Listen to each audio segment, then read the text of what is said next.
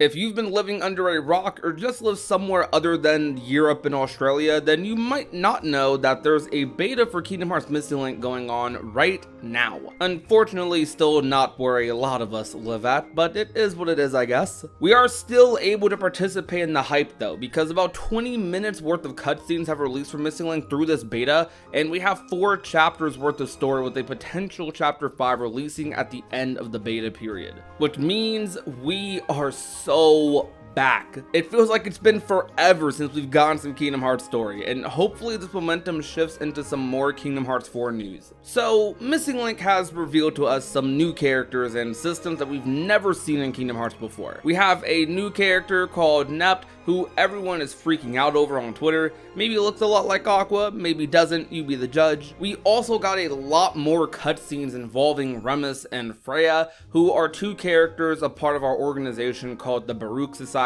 There's not many in the group, but these are likely the friends we'll become very familiar with throughout the course of the game. These cutscenes, which were not in the last beta, definitely gave us a lot of insight into just how the society works, sort of. Well, there was this group of scientists that study the distortions or any anomalies in Scarlet Kylum that were shown towards the beginning of the chapters. They look like scientists from Ansem the Wise's group, also are wearing basically the same thing. I'm sure there's some sort of meaning to that, but I feel like showing just this group who seems to be a little bit above the operation masters that run the day-to-day stuff in the societies. This group is the one that kind of tells them what the distortions are, where they're at, and then tells the societies to go and, well, deal with them. But the society is so like organized and so just different from anything we've ever seen in Kingdom Hearts that it almost doesn't feel like Kingdom Hearts, but not in a bad way. The new information and setting is just extremely jarring, but in a very pleasant way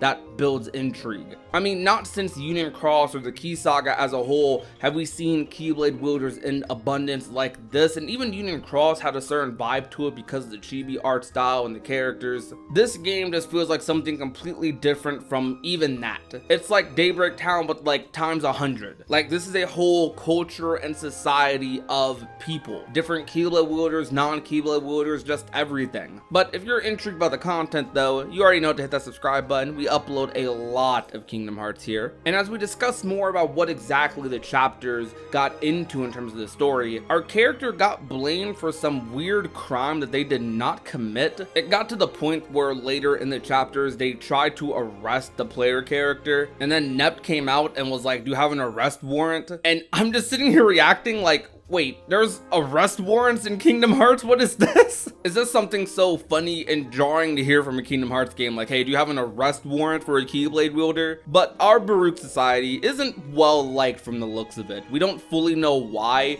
but it seems like we just might not be as reliable, or maybe it has something to do with Nept and how goofy Nept seems to be. There's only 4 characters in the society that we know of at the moment. Us, the player character, Remus, Freya, and Nept. I'm assuming there's probably 1 or 2 more like secret characters we just haven't been introduced yet, but we are a very small society, which leaves me a little bit confused about how societies exactly work in Scarlet Kylum. I was under the assumption that these societies that they were talking about were these big groups of characters that were based around the founders of the different Scarlet Kylum eras. Though it seems like they're also able to just be smaller groups like ours. Like, I don't know if I'd call this a society. I'd call this more so the equivalent of the usual spot in our gang there in Twilight Town. But you know, it's just the beta, so we'll probably see a lot more when the game comes out. But this culture in Missing Link is definitely a society of secrets, and Nept, I'm betting, has a huge one. Despite being in the society not many like the Baruch Society,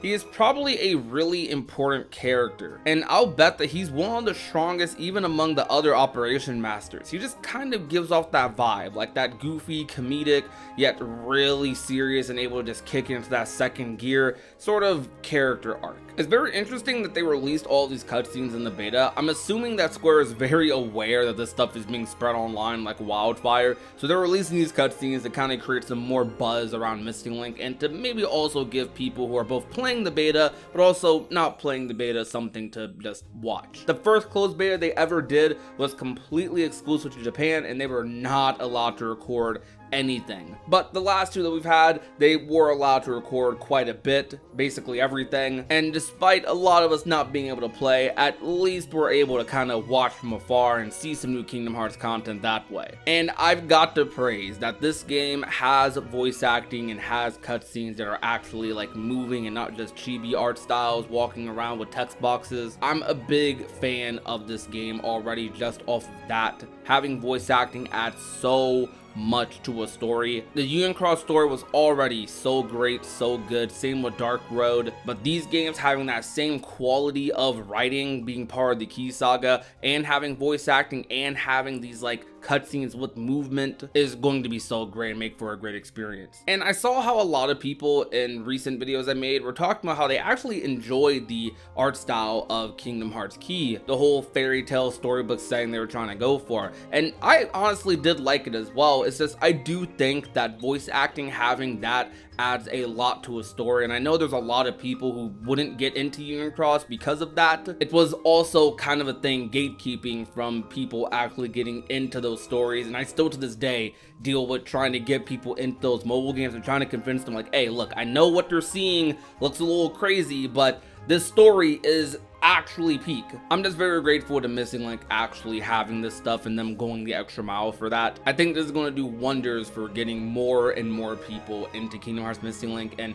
maybe through Missing Link they get into the rest of the Kingdom Hearts mobile game stories. The gameplay for the most part in the beta is pretty much the same with just a couple extra missions, I believe. I think there's also some more figures and things available. The gameplay always looks good every time I look at it. It just looks like a normal Kingdom Hearts game. That's probably the most Kingdom Hearts part about this story, just the gameplay. The gameplay looks like a ton of fun, and playing online with people and doing raid bosses and stuff sounds like it'll be a real treat to do with the community here. I really do wonder how long this game is going to be. I know this game is going to connect to Kingdom Hearts 4 in some way, shape, or form, like the entire Key Saga basically does, but so far we have confirmed 5 chapters for this game, and there's likely going to be many more. From the impressions we've been getting from the developers, it seems like they are working on a bulk of the story at once right now, and a big thing that's probably been delaying Missing Link along with the Pokemon Go feature is likely them trying to just get as much story and stuff done as possible, so they're set up good for the coming probably months or years. I definitely think the story is going to still be going on by the time Kingdom Hearts 4 comes out, assuming Kingdom Hearts 4 comes out sometime next year. Since it's a mobile game, they're going to want to have a long life cycle for this game, maybe 5 to 10 years, but hopefully the story aspect of the mobile game isn't going on for that long. I'm very invested to see just where the story goes, what they do with it. I'm still waiting to see characters like Lushu, Sigurd, Brain. I saw people in my chat in my stream the other day commenting about if they think any of the characters in the society that we're in are Lushu. I think that would be kind of crazy if Lushu is one of the characters in our society already. The hype for Missing Link has definitely been a little all over the place, and I think that's because of the betas being in select regions, and also because we just haven't seen that much of the game. People are waiting for Kingdom Hearts 4. But I think after seeing a lot of these cutscenes and just seeing how good the game looks, that hype is starting to snowball for this game for sure. And when it releases, I definitely think the entire Kingdom Hearts community is going to come together, try this game out, and we're going to have a blast, whether it be with the multiplayer, the story, just anything. This game looks like it's going to be a lot of fun, and not just the story aspect, but the gameplay aspect looks fun too. Every time I see more of Missing Link, it just looks more and more promising. This game is looking really polished, and I'm hoping it releases by the end of summer. I'll be making a deeper analysis on Kingdom Hearts Missing Link soon and these cutscenes, but in the meantime, why don't you check out this Kingdom Hearts 4 analysis right here.